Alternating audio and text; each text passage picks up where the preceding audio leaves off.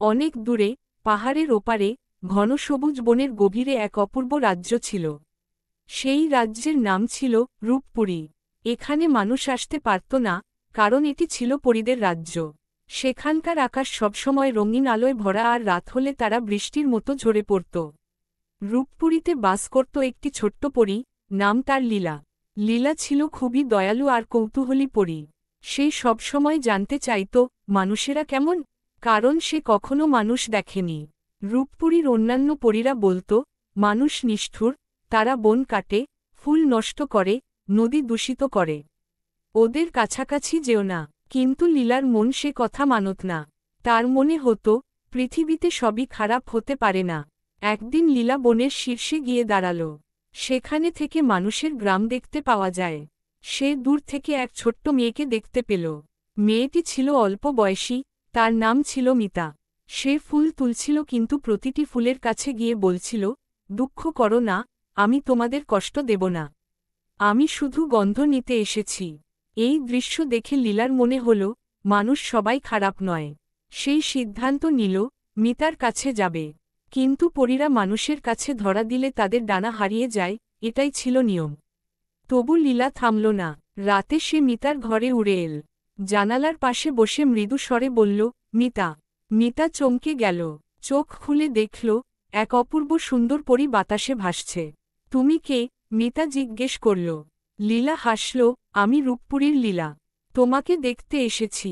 মিতার চোখে বিস্ময়ের আলো আর মুখে শিশুসুলভ আনন্দ। সে বলল, তুমি কি সত্যি? আমি তো ভাবতাম পরীরা শুধু গল্পে থাকে। না, আমরা সত্যি আছি।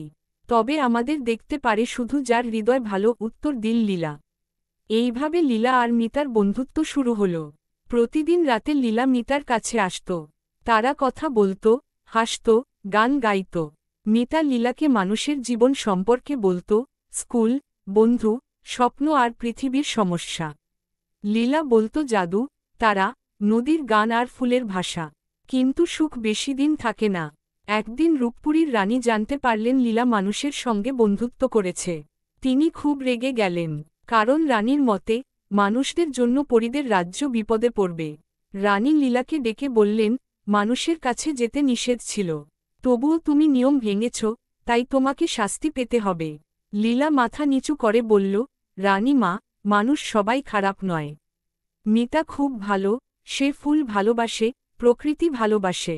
ও আমাদের ক্ষতি করবে না। রানী কঠিনভাবে বললেন, তুমি যদি সত্যি মনে করো মানুষ ভালো, তাহলে একটা কাজ করো।